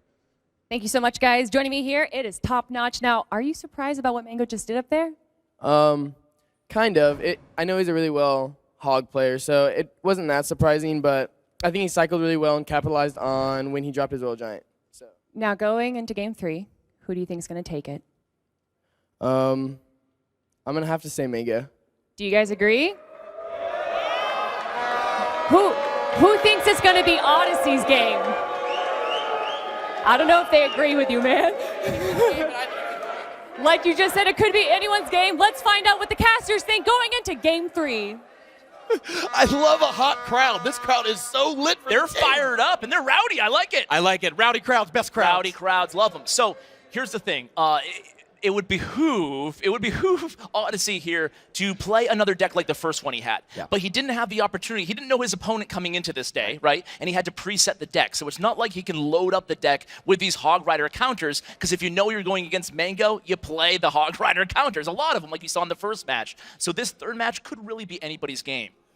I don't even have a prediction. I'm so on edge. You know what? I picked Odyssey. I'm sticking with my pick. Our players are ready. It's the deciding game. You can cut the tension in here with a P.E.K.K.A. sword. It's the semifinals, battle number 3. Ready, set, battle! Here we are beginning the tiebreaker. Again, Odyssey on the bottom, Mango on the top. Good luck, both being good sports. Again, we've seen no BMing, and I think that's a real good example to set for the entire community out there. Don't BM, guys. You don't want to have to use the mute in a live tournament like this. I use them a lot. Sorry. Yeah, you're known for it, man. Deal with it. Whatever. All right. Furnace played in the middle. It's going down the left lane. Both players split archers because they're feeling each other out. They're trying to see, like, what's the best thing I could do right now. I don't want to overcommit. We saw what happened at the end of the last game when Odyssey committed 6 elixir defenselessly behind his King Tower. He lost the entire game because of it. Neither of them want to make a mistake like that in the first 30 seconds. And it's no surprise here that we're seeing the most popular cards in the game as the first 4 cards for both of these players. These are 4 types of cards that really have a home in any type of deck. You know, Mega Minion, certainly one of the most popular cards and the strongest cards in the entire game. Potentially a small mistake there. I believe that Odyssey wanted to split those guards, but maybe not. Yeah, interesting. They're not really going to serve much of a purpose here. That Ice Golem is going to stop them there along with the tower help. Again, the tower doing a lot of work on defense. I believe that Odyssey is really just trying to cycle back to his Furnace over and over again. Look at all the cards he's playing. Nothing costs more than 3 with the exception of the Furnace. So he's playing Furnace and then counting his cards. 1, 2, 3, 4, back to a Furnace. 1, 2, 3, 4, back to a Furnace. It's interesting. Mango is known for being a minor control player, but the minor control has kind of fallen out of the meta, out of the popular strategies in the game right now. But it looks like he is playing a minor control type deck. It will be interesting to see if he has the Inferno Tower to counter this Royal Giant there. And I love when any player has a favorite card or a favorite deck and they stick there it is. Oh, and it's locked onto the guard. The Inferno Tower really needs to needs to lock on, but it doesn't. It gets shocked. It gets lightninged off of the board, and the Royal Giant is swinging over and over on that tower. I think you're still excited about the Electro Wizard challenge. I am. Shocking and electric and but you know what, the smart thing there was playing the guards right behind, so they crept up right in front of the Royal Giant and they distracted that Inferno Inferno Tower from locking onto the Royal Giant, buying him enough time, Odyssey that is, to use the lightning to reset the Inferno Tower, and he capitalized by getting a lot of damage off that right tower. And Odyssey plays another furnace again. His whole goal is that if any of those fire spirits reach the tower, even a little bit, they're doing about 200 damage each, and that is a great way for you to slowly work that tower down into the triple digits and then finish it off with lightnings and logs. All right, so be honest with us, Rum. Are you a Royal Giant player? Oh, yeah, absolutely. Absolutely. You're a dirty, dirty man, Rumham. You played Royal Giant in a tournament that I was at. I was the first player ever to play Royal Giant in a live tournament. I lost, but I still played it. And it's traumatized you for life. Oh, Royal Giant connects once, connects twice. Third time, another Royal Giant! Another Royal Giant at the river. That's why you played in the back like that, is you have an opportunity. And look, the Inferno Tower's locked onto the Mega Minion, not onto the Royal Giant. It's still shooting, although I think it's going to maybe take it. Oh! That Inferno Tower seemed like it stayed alive a long time. It was a while there. I think there was an Ice Spirit that froze the Royal Giant, so he quit attacking for a few seconds. It seemed very good defense there, using the furnace to take care of the minions. Right. And now look at this. I wouldn't be surprised if we saw a Royal Giant right here, if it's up in the rotation. I kind of lost count there. He might be in the, there it is. Rotation. And get this, Lightning does 350 plus damage, so if he can get that Royal Giant just to connect a little bit, he may be able to finish off. The Lightning wasn't able to reach. We just get one swing, two swings, the log takes it down. One more, one more. He no, but log will do it. He's got to defend long enough for the log to come back in the cycle. I believe it's up in cycle, and he has it very, very soon. Odyssey might be taking home a lot of money to his wife. Hopefully she's not too mad at him anymore. And Odyssey takes game number 3. Oh, Odyssey! Oh, look at the crowd. He's high-fiving his friends. Odyssey takes the critical game 3. Let's go down to Kelly. The Lumberjack. Action. The Lumberjack from Canada is moving to the finals of this Ruler of the Dueler tournament. Odyssey, congratulations. You're going to be facing up against Backstab. Now, what are you most concerned about him? I don't know. He's a very good player. Pretty scared. I kind of, each match he played, I kind of said he would win. So I just want to make it past to the first round, to be honest, so I'm just happy to be here. Well, I mean, you got to watch a lot of his games. Have you learned, like, what his weakness is in any of this?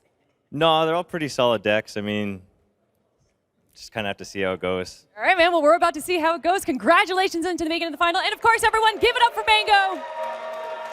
Congratulations making this far, man. I hope you had a good time. But we're moving on to the finals, everyone. Let's head back to the casters. Thanks, Kelly. Wow, we have our finals matchup now. We have Backstab versus Odyssey. Unbelievable. Who would have thought these two guys, I mean, they've come so far, both kind of underdogs in their own right, and they're going to face off here in the finals. And I got to tell you, it's hard to even pick a favorite here. They're both really good players, and they've both proven themselves in best out of 3. Both their matches went 3. They both proved that they can come from, being at a 1-loss deficit or playing from a tie. Both really good players. I'm excited for this one, man. As much as we all 4 of our picks lost in the quarterfinals, both of our semifinals picks advanced. So it's Backstab with Clash with Ashside, and I'm in the Odyssey camp. I think so. I'm cool with that, too. I mean, I love Odyssey, but I think Backstab, I mean, he has such a great story. I'm going to tell it in just a second, but I really love this guy. I have about as much hair as a lot of dads, so I got to root for the dads. What, are you going to rub it? Is that good luck? Oh, I can go down there. It's been an amazing show, but the most exciting match is coming right up. Don't go anywhere. The Crown Duel is brought to you by Furnace Insurance. Insure your furnace with some insurance. Furnace Insurance. Well, things are really heating up around here, and in this particularly intense moment for Backstab and Odyssey as they head into the finals. Let's check in with their Clash Royale trainers. So this is the moment that we've been waiting for, all right? The moment we've been training for, nonstop, day and night since 1985. No matter what happens out there, you're already a winner in my book, okay? Unless you lose, then you're a loser, and I'll need a new book. I'm going to have to bill you for that book, too. Do you have Venmo? Make the whole thing easier. Okay, I want you to go out there. I want you to play like you'd have to buy me a new book if you lose. You understand? Hey! Backstab! What was that out there? Huh? Odyssey! Backstab! I'm not talking to you right now! Odyssey! What was that out there, huh? Huh? Oh, yeah, you won. Sure, you won. Wow! I'm not impressed.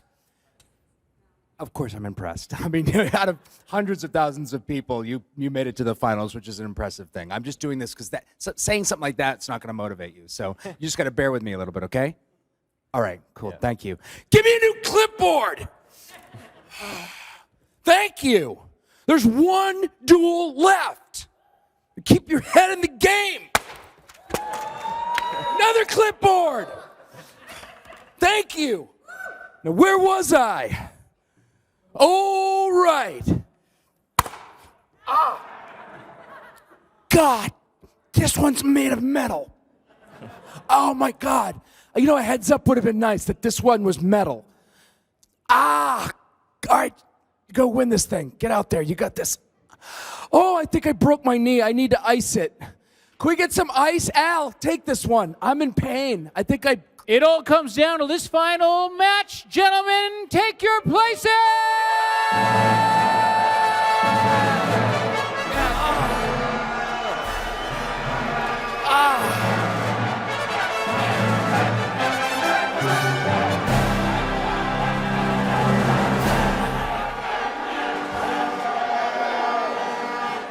Al!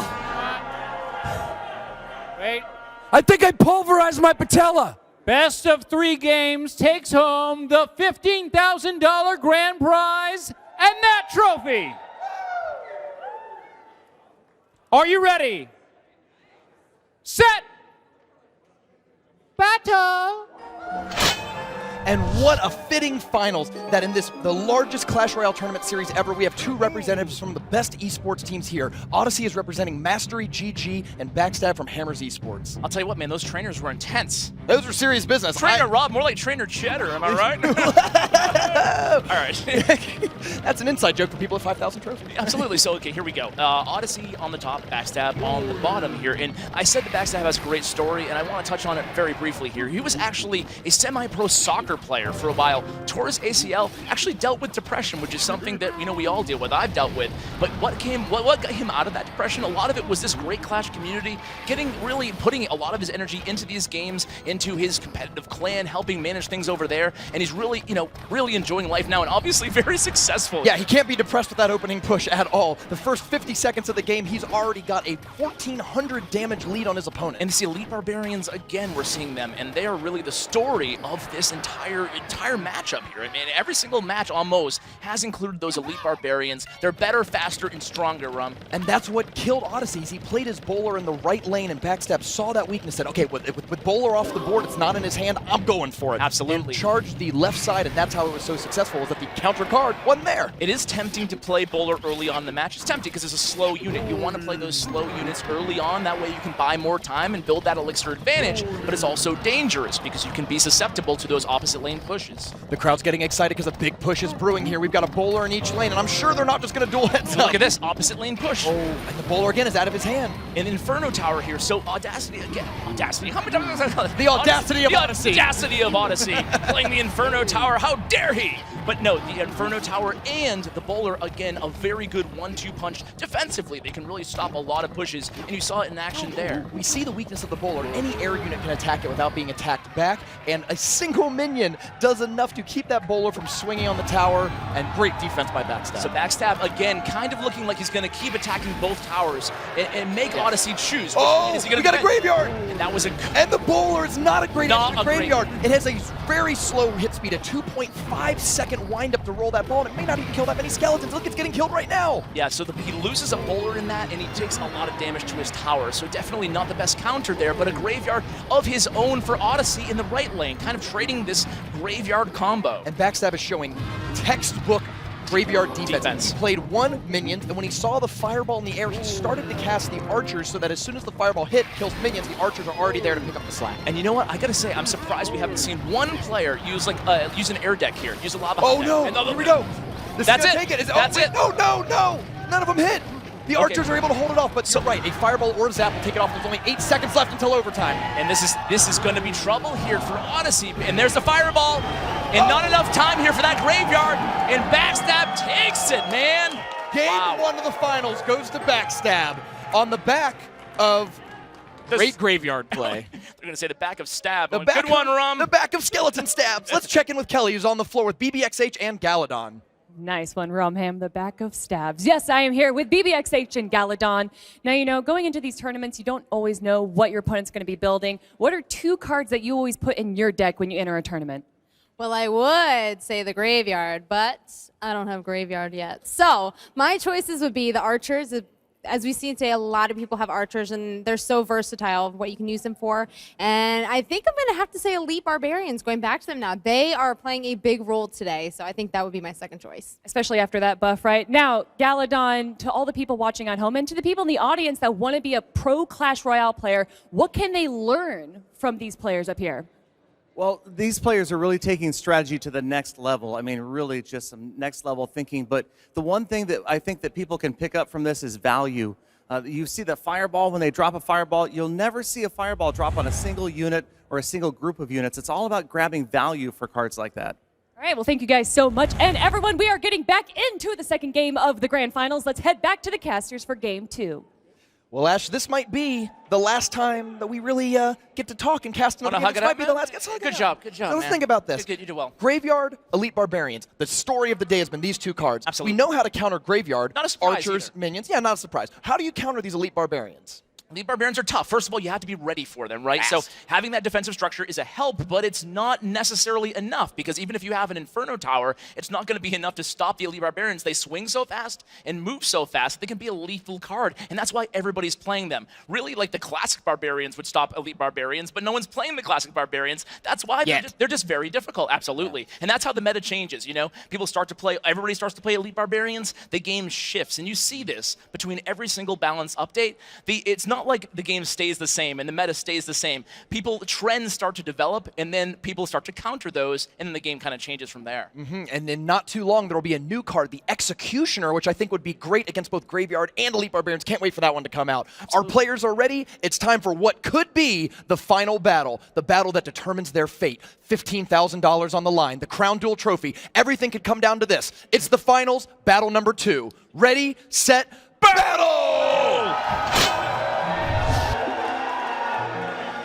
They're jumping into the game. Backstab has a huge contingent of fans here. You can hear the crowd chanting, Backstab, Backstab. Absolutely, and Backstab has a large contingent of fans at home. He is a streamer on Twitch, so guys, if you want to see this high-level gameplay, check him out. You know? Yeah, absolutely. Odyssey is a coach on Mastery GG, so if you want Odyssey to teach you how to play better Clash Royale, you can always check him out on that side and hire him as a personal trainer, just like Robinau. That's absolutely. He might be a little bit less aggressive, but no, who knows, right?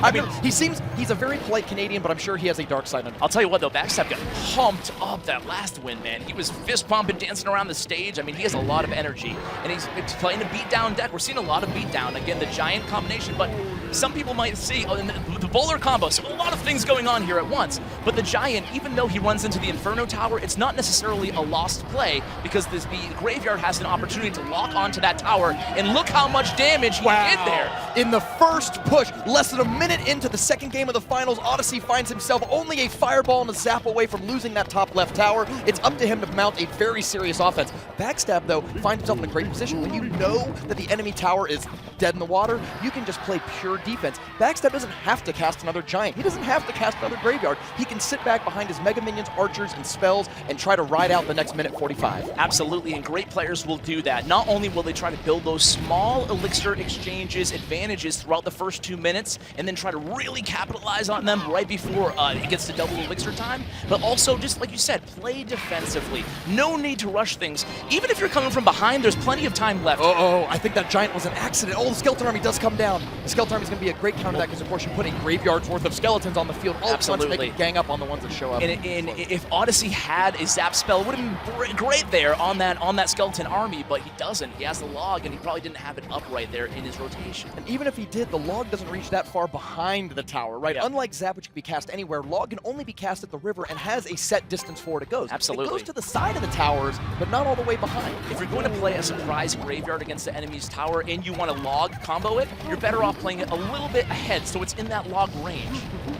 And there it is. Oh, there's the fireball. He's setting up. Now he's going to need another fireball. Zap's not going to do it, but a single Fire Spirit or even another fireball could win this game. But of course, Odyssey with a Graveyard could turn this around any moment and take a tower. What I would do if I was Backstab here, just keep placing that Inferno Tower a little bit in the left, and eventually one of those Fire Spirits will probably get through, take down that left tower, save the fireball. right. But he goes in the right instead. Oh, here comes the archers are already down, which means the graveyard doesn't have the best counter on the field. He drops the skeleton army, a fireball to fight it. And it does, it locks on. Those skeletons are building up. Another set of archers comes out. Wow, he was able to cycle all the way back to the archers. And the crowd's getting hot. They understand that Backstab is very close to winning this game. This is 15 This could seconds be until the end. And all Backstab has to do is not die, hold a fireball. 10 seconds. 9, 8, 7, 6, 5, 4. The crowd is going wild. And that's it. Backstab winner. Backstab $15,000. And he's going crazy. His fans have all bombarded him.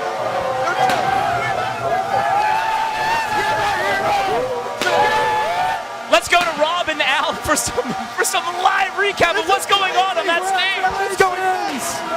The $15,000 winner. Confetti everywhere. This is going crazy. That's right. Moment. This is an amazing moment for Clash Royale. All right, clear out. Good job. The first North American champion of Clash Royale, the ruler of the dueler. Backstab. Wow, what a guy. I mean, this is incredible. And look at this Oh, man. stage. Let's go to the stage here. Congratulations, congratulations. Congratulations, $15,000. And he got the trophy. That's amazing. Yep. This is it. Hold it up. There you go. I'm Al Madrigal. This is Chris Fairbanks. Keep it going for Kelly. And I'm Rob Corddry. This has been a most ridiculous duel. Thank you for watching.